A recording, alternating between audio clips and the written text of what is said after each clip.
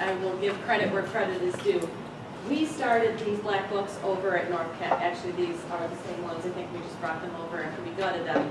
And each kid that was in our, we always have academic advisory, we always called it our team, would have one of these. And in there we had a bunch of different information for the student.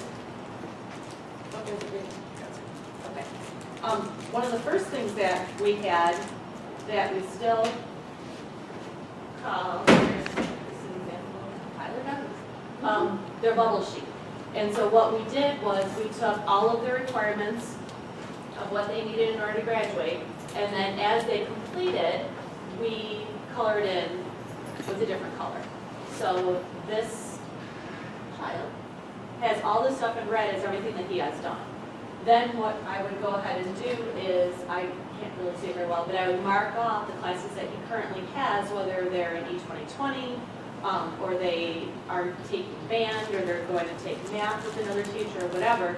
All those things are marked off. And the kids come back to this quite frequently throughout the year and look. And sometimes it's just, okay, I need to see it in front of me. Okay, this is what I have. Or if they start to fall behind, I'll pull this out and say, all this light stuff, you gotta fill all this in. You know, you don't graduate till it's all colored in.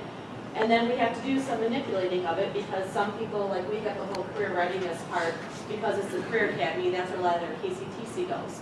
So we will go and take, take their KCTC credits. He doesn't go to, Tyler's not going to KCTC, but this is Jameson and Klein, and all this is he's going to get from KCTC this year, from the credits that he gets from the, I think he's in construction program that he's at. So that's one thing that we always have done, and then obviously we have a section for their transcript in there. We have a copy of their transcript, and anything that was an elective credit or went somewhere, their VPA, we have that in there, and their KCTC. He gets 3 credits at KCTC. This is where it's all going to be going, so they know exactly what they're doing. But the thing that we just, we have this that we call their status check report. This was something that we came up with just this year because we're having a hard time with the employability credit that we were trying to issue. So this way, every week we just fill out on a simple 1 to 5, 5 is high, how they're doing. Are they, you know, did I have to catch them popping bubbles on his computer instead of doing his work? How's their attendance done? And it was kind of nice so far because we can keep track of this, and when the parent comes into conferences, we can say, well, you know, their academic practice or progress isn't so great. They're not really getting as far enough ahead as they need to be. The new kids, we gave one of those, and we also put them on a little probation, just a different model of this, and they're on probation for 4 weeks. Each week we went in and took a look at just their attendance, their tardiness, their behavior, their progress, and whether or not they had KCTC. And then at the end of the 4th week, we're going to say, okay, either you need to have a parent come in and we need to have some sort of a meeting because this isn't working for you. Online all the time you're with us does not necessarily work for all the kids. And instead of letting them get through a whole semester of it, we wanted to identify it within the first month that they were with us and say, okay, either they're not really putting forth the effort or this really is not their learning style, in which case we need to look at some other way for them, whether it's a different program or different school or whatever, to try to get, identify that earlier than later. I don't have a lot of kids, we've just finished week 4, so I can do those, but I don't have a lot of them that are in trouble, and like Tyler will be fine, and he will be off of our academic probation, and then I'm not going to be worried about him so much. There's others that I will be contacting with Title C at conferences and saying, you got to come in because this isn't working well for your kid. They're supposed to catch up, they're supposed to have this much done by this point in time, they're behind in their classes. You know, maybe if the parent jumps on board and says, you've got to work on this from home, together we can get them where we need to be. But wonderful math test that we just done. This is one of the reports, and I did not print this off. But we printed one of these off for each of our kids. This is a kid that we had take these tests last year. So you can see what has been going on. This is some other comparison, I don't know, I didn't even draw their attention to it. But I wrote down what their score was, and then what happened on each of the tests that they took.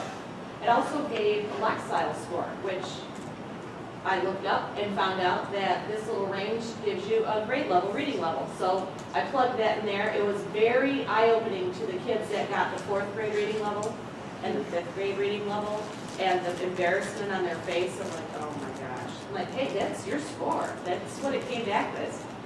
The ones that tanked, we took away their prescriptive testing. They may no longer take a prescriptive test in any E2020 class until January, and we see that their scores have gone up. Because, and I didn't bring, this one's a little bit, but I had some where they went, bam, just like, I said, so either you've lost intelligence since last spring, or we're not teaching you anything. Your knowledge of reading has gone down, so I can't give you a prescriptive test because you need to read. You need to be able to read, and you can't do that if you score low on, and then they're just kind of looking at me.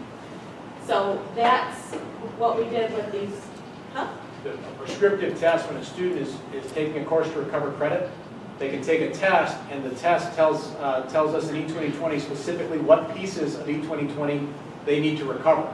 So if they've mastered content, they don't necessarily have to repeat that content in the class.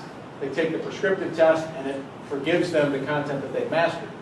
But in a case where a student is demonstrating a decline in growth, it doesn't make sense to allow them to be excused from that content. They're showing a demonstrated drop in growth. And so it makes more sense to have them redo the content, because our data is telling us that they've lost some learning. Really not happy. And we only let the kids do prescriptive testing on the courses they've already taken and failed. If they've never taken chemistry, and it's not that they failed it, but they've never seen it before, they don't get any prescripts. So just so you guys are aware. And then with that, and I did not make this. Someone in this room emailed this to me at the beginning of the year.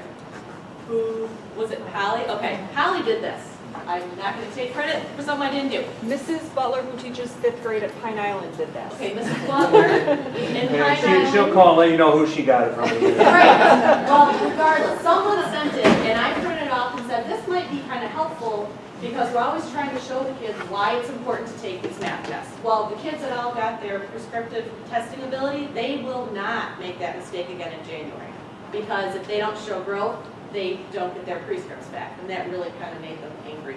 Another thing that I noticed, hold off another math testing report, and I can't see it too well, but okay, anyways, this was the amount of time they spent on the test.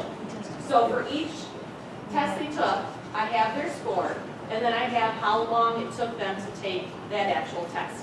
I told them that they needed to go in, and then Jameson had to circle, did he rush through that test, or did he actually take his time? We had some people that took over an hour for one math test. I think somebody was the highest I saw was like 75 minutes that they spent on a math test. They had that amount of time. We told them to take their time. We made it totally quiet in the room until everybody was done, so they had as much time as possible. We noticed from doing this that, like this, Jameson takes first hour band, second hour math with Mr. Stoblin, comes to me for one class period, and then heads off to KCTC. So he said, I rushed through every single one of these because I didn't have enough time. By the time I got down from math, into your room, logged on, waited for Cindy to click the button, got into the test, I felt very rushed.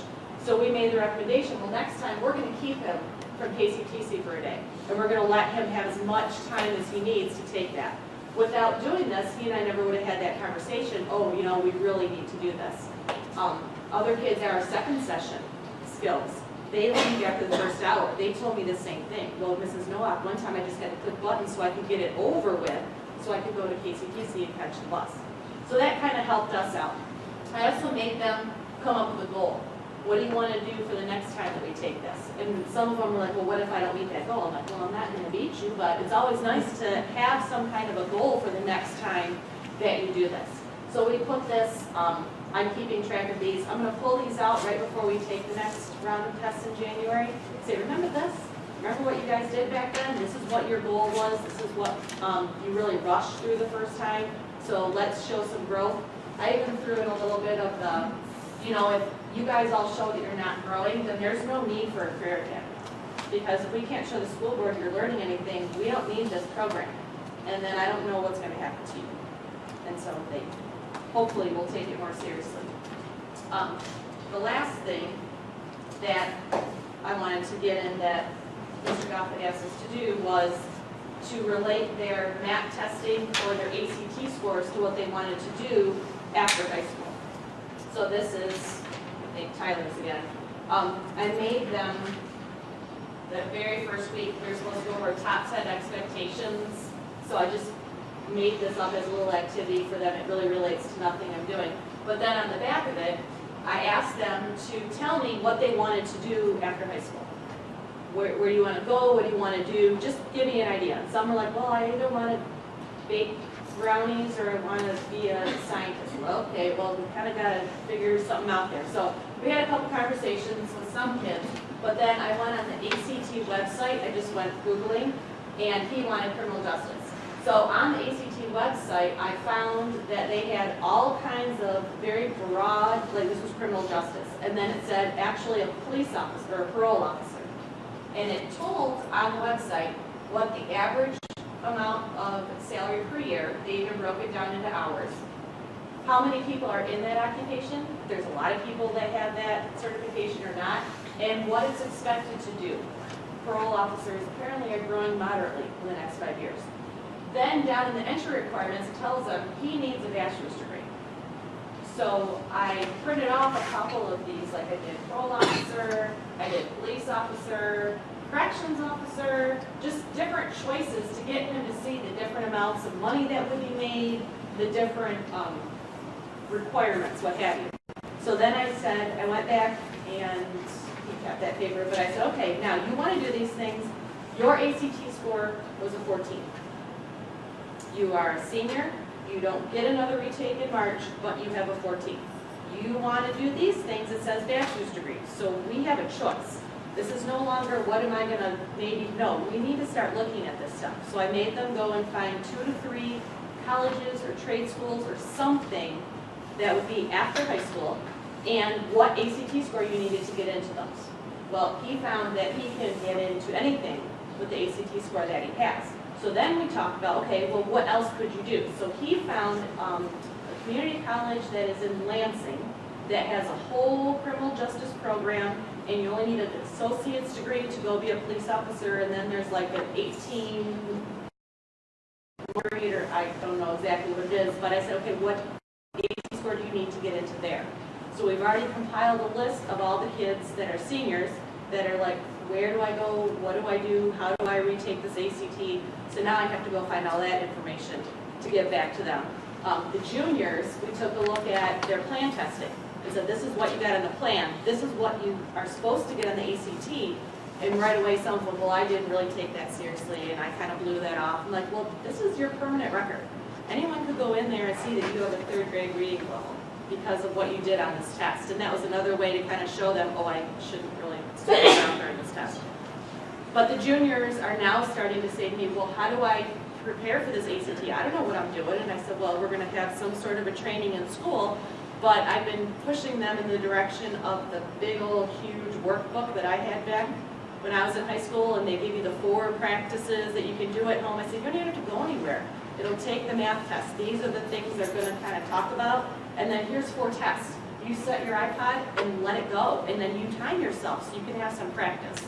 And the seniors that are retaking, they're like, well, now I know what's going to happen, so now I think I'll do better the next time.